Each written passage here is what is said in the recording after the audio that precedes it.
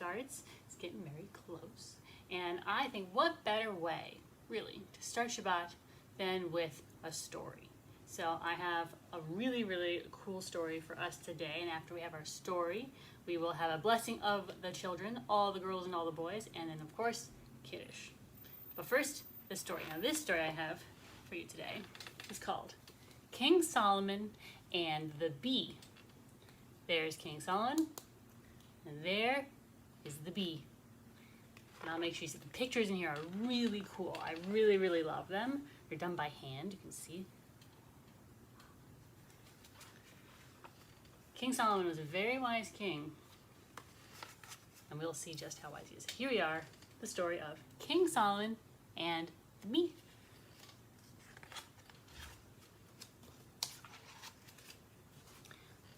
King Solomon was the wisest and smartest king of his days. Not only could the king speak every language in the world, he could also talk to the animals.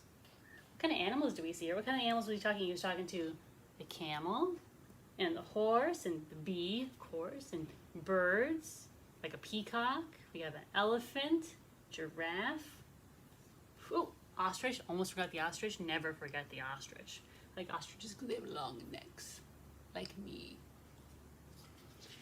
King Solomon, the wisest and smartest king. The king lived in a big palace surrounded by a magnificent garden where beautiful flowers grew. So here's the palace. It's like a very, very big fancy house that queens and kings live in. And here's his beautiful flowers. Do you have any flowers like this where you live? My husband's mom grows flowers that look like this. They're very pretty. And they smell really nice. When it was hot in the palace, King Solomon was in the habit of taking an afternoon nap in the shade of some of these very leafy trees because they would provide shade for him and it would be hot in his head, which was nice. One day the king was sleeping. Here he is, sleeping under a tree in the garden, and a young bee flew by. Here's the bee. It flew from one pretty flower to another, happily drinking the nectar. Bzzz. And when it had enough, the bee decided to rest, and it landed on, of all things, the king's nose. The king's nose? Well, what happens if you do like this on your nose? How's it feel? A little ticklish, right? A little ticklish. Well, this tickled the king when the bee landed on his nose. He was half asleep, and he raised his hand and frightened the bee. That hand, the bee went, oh, what is that? And so the bee did what bees do when they are scared, and it stung the king. It stung the king's nose. The pain woke King Solomon up. As his nose became swollen, oh, look at it, it's red. And the pain grew worse. His anger mounted. What insect dared to sting the king's nose, he shouted. And his nose became more and more red. It grew to be as big as a cucumber. And he commanded with fury, all the bees, all the hornets and the wasps and the flies must come to me right now. They knew they had to listen. And they understood what he was saying because he was King Solomon. He could speak the language of bees and hornets and wasps and flies. From every hive, every nest from near and far, swarms of bees, hornets, wasps, and flies flew in a panic to the king's garden. Ooh. You see them? Got some bees, hornets, or wasps. I really can't tell the difference. Dragonflies, they are also scared. Well, looks maybe that's a mosquito. Don't like those. So many bugs. They knew they were going to get in trouble, so they all went right to the king. They're all buzzing around in confusion when King Solomon shouted, "Silence!" A hush fell. Everybody got very quiet. Pointing to his nose, the king roared, "Who among you dared to do a thing like this to the king?" Nobody moved. Nobody buzzed. "Who among you dared to do a thing like this to the king?" Finally, a small bee flew straight to him and said, "I am the one, my lord, my king." Before the king had time to get angry and punish the bee pleaded, "Oh, my lord, my king, please don't be angry. and very foolish bee. I don't know the difference between a flower and a nose, especially a nose as wonderful as your nose, my king. A nose that smells like a rose and looks like a banana. In a good way. Does the king look angry to you? Let's see. As the bee talked, a faint smile grew on King Solomon's face. The bee got more courage and said, I'm so sorry, my king. Don't be angry with me. Don't punish me. And you never know, maybe one day, my lord, my king, I'll repay the favor. King Solomon burst out laughing. You, a little creature like you? He's laughing at him. You will repay the king? He laughed so much that he couldn't even talk. He just motioned to the bee and all the other insects to fly away. When the king stopped laughing, his servant put ointment on his nose, and soon the pain and swelling went away, and before long, the king forgot all about the bee. He wasn't really mad. He knew it was an accident, but he also thought it was silly. Like, what could a bee do for him? He's the king. There. One day, the Queen of Sheba came to the palace to visit King Solomon. Now, she's a queen. You can tell she's a queen. She's got all those people who worked for her. She's got the camels and all the gold and all the stuff. Very powerful queen. She had heard how smart the king was, and in order to test him, she brought with her all sorts of difficult riddles and puzzles and questions. Very, very hard questions. And one by one, she presented them to the king. She said, okay, king, if you're so clever, tell me this. Okay, king, if you're so clever, tell me that. Well, tell me this. She asked him all these questions, very hard questions, very difficult questions. And he answered every single one. He knew the answer to every question, every riddle, every puzzle. It finally came time for the last test. She looks a little frustrated. To me, she looks a little frustrated because like she knows, oh, this king is so wise, but I have a question that will puzzle and stump even a king as wise as King Solomon.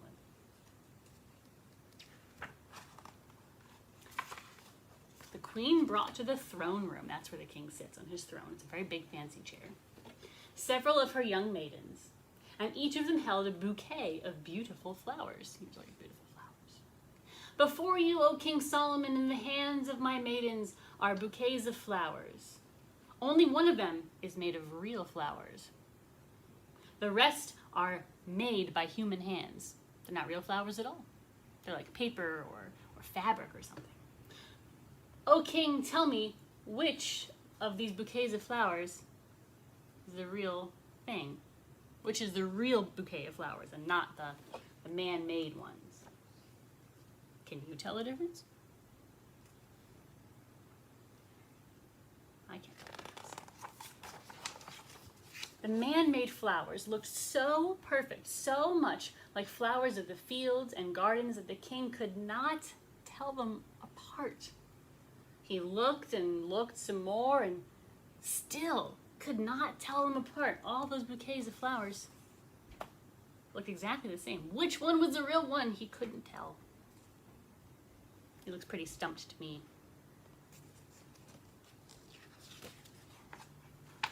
The king was ready to give up when he heard a faint bzzz, little bzzz. Can you make a little bzzz? Just a small buzz sound. Bzzz, bzzz, a little buzz, a little buzz.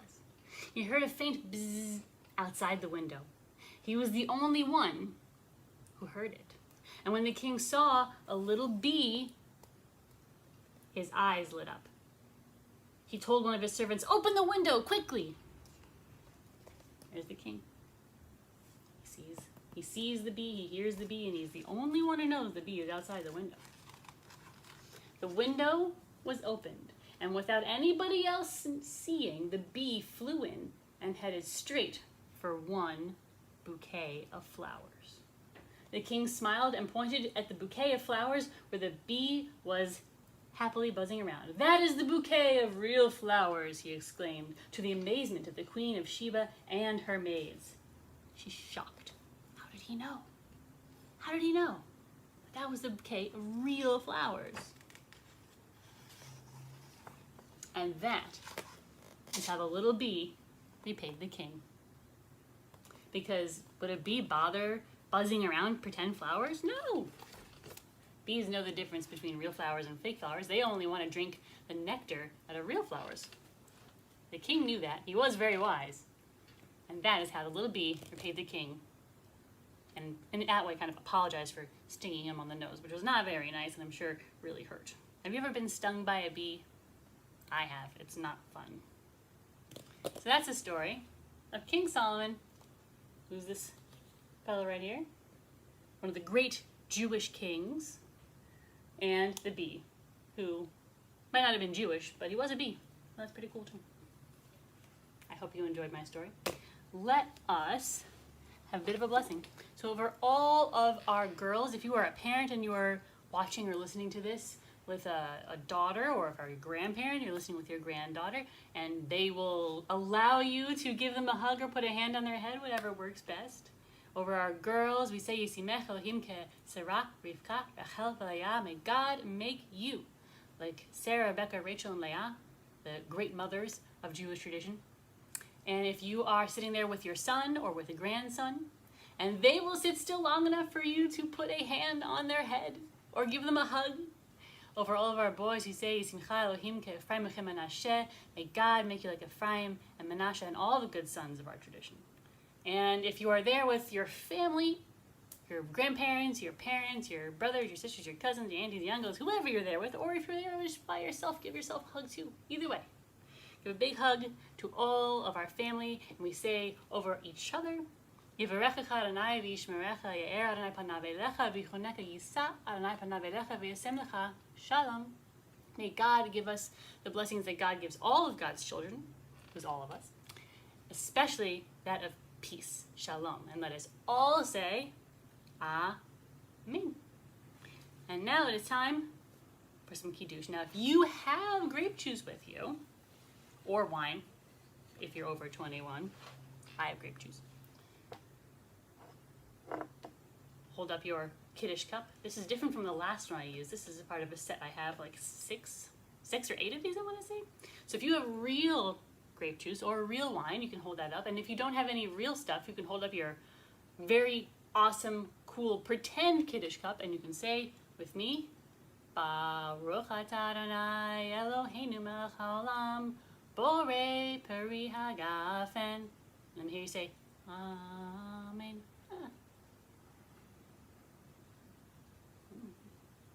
Never gets old. It's always delicious. And if you have any actual bread in front of you, or if you have hot dog buns or tortillas or whatever kind of bread, you can hold that right now. If you don't have any real bread, hold up your pretend bread. And if it's pretend bread, it can be whatever kind of bread you want.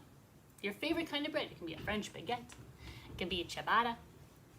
I have a real challah this week. I actually went out and, well, I didn't make any challah. I don't actually know how to make challah, but I know how to make money to buy challah.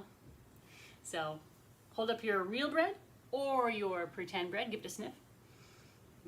Smells good. Smell mine? Feel the bumps. If you have bumpy challah bread, those braids make all these really cool ridges and bumps, which are cool. And of course we'll taste it. But what do we do before we taste our bread? We say the motzi.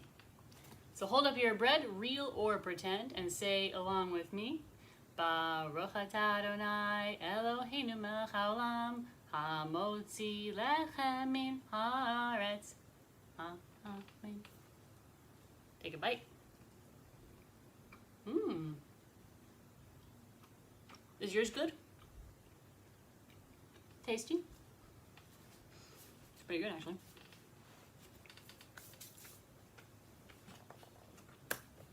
I can think of no better way to start Shabbat than with a story. This week it was King Solomon and the bee. King Solomon, famous Jewish king, and a bee who might not be so famous but was definitely very helpful. And no greater way to start Shabbat than with a blessing. You can never have enough blessings. And how we start Shabbat better than with our challah and our grape juice. So thank you for joining me. Thank you for listening so patiently and for being able to be somebody who I can give a blessing to, because that's good for me too, and for saying the Kiddush with me. That was a lot of fun. And I hope you have a wonderful Shabbat and a wonderful weekend, and I hope you stay safe and healthy. Bye.